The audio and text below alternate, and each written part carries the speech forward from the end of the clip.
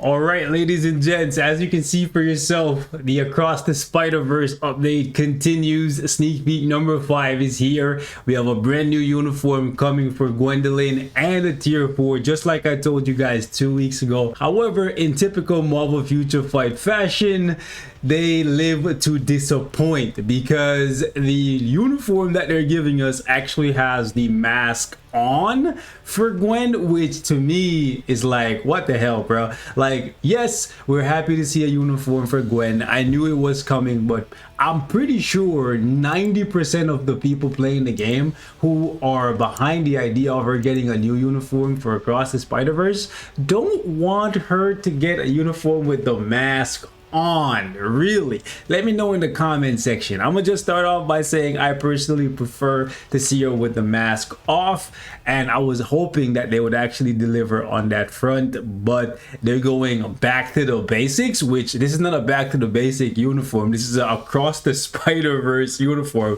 so I was kind of hoping to see just that. But anyway, this is what they had to say here on the forums. What if another person had been bitten by the radioactive mutant spider? Spider-Gwen returns. Check out this graceful spider hero's new look and amazing powers.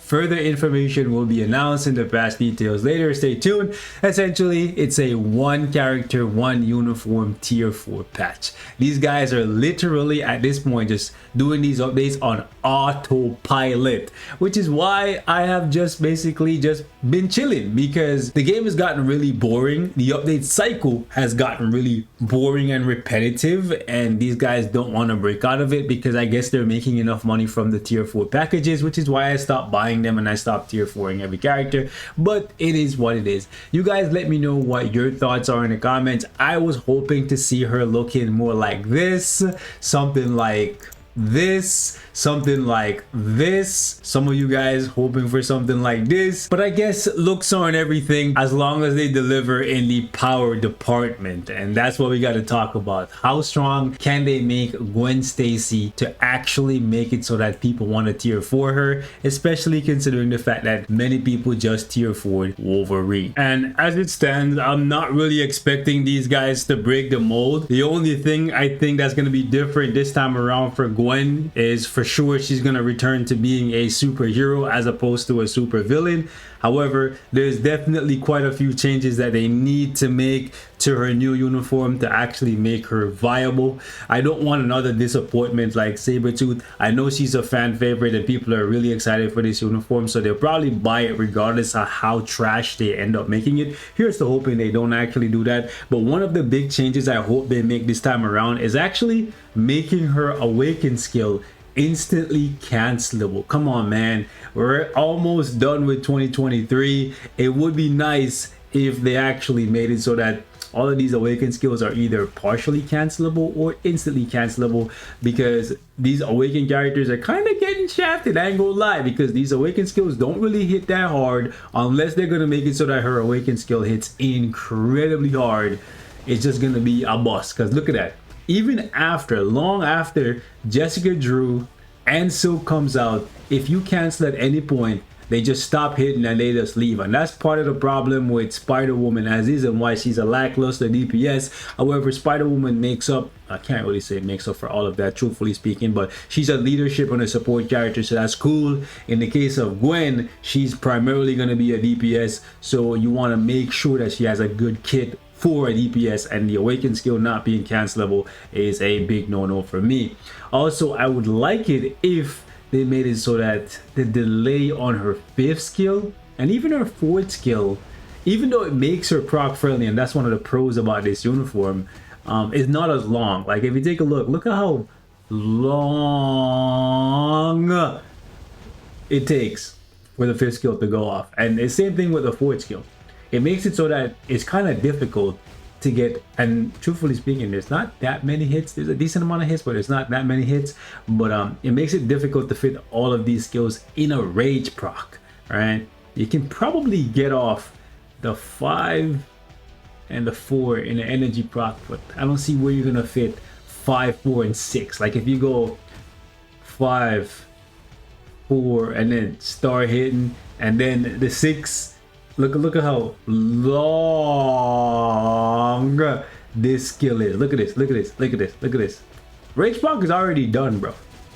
Yeah, you know I'm saying this is done. So like, I think they should change up her kit this time around. And one of the big ways they could do it is make it so that the 6 skill is cancelable, because a lot of the new Awakened characters, their skills can be cancelled. So the old ones need to kind of catch up. In addition to that, I would like it if she got guaranteed critical rate, because of the fact that I'm hoping that she's the replacement for Shadow Shell that many people have been waiting on. Because as of right now, we have Gamora, but I think a lot of people are skipping over Gamora in hopes that they get a speed superhero human. I guess not necessarily a superhero. They could be any side, but it's primarily a speed human female character is what a lot of people are waiting on. And since Gwen is gonna go back to being a superhero, she could check all of those boxes and be a better Black Widow and a better Shadow Shell for PvE content. In the case of Gwen, well, she's gonna have stuff like, let me just take off this uniform. She's gonna have the leadership tag available to her, which is gonna be a big help because you're gonna get access to White Fox, and White Fox is definitely something that's gonna amp her damage exponentially, because the other characters don't have leadership. Black Widow don't have it, Shadow Shell don't have it, Gamora don't have it. So that could literally make her the best ABX/ABL character if they do her right. And I think guaranteed critical rate is one of the ways that they could actually make the character better, because one of the things that suck about using Shadow Shell is because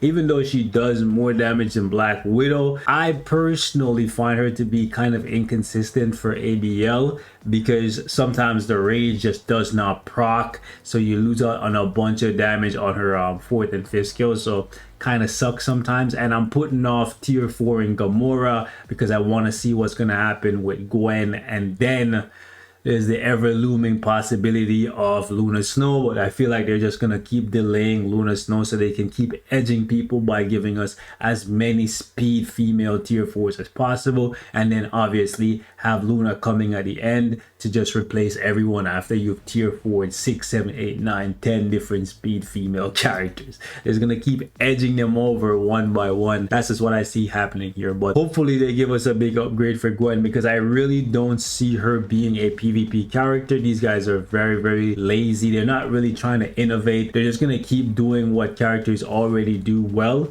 So if a character is already a PvP character, they're just gonna make them better in PvP. If the character is already a PvE character, they're just gonna make them better in PvE. That's exactly what I see happening here. So don't get to thinking she's gonna end up as a PvP character unless somebody in the dev team decides, you know, to work late, to work extra hours. I ain't gonna lie, I am gonna miss this phone flipping thing. I really like this idle animation. It's really cool. Hopefully they keep it. If they don't, it is what it is. It'll be interesting to see what they do for her though.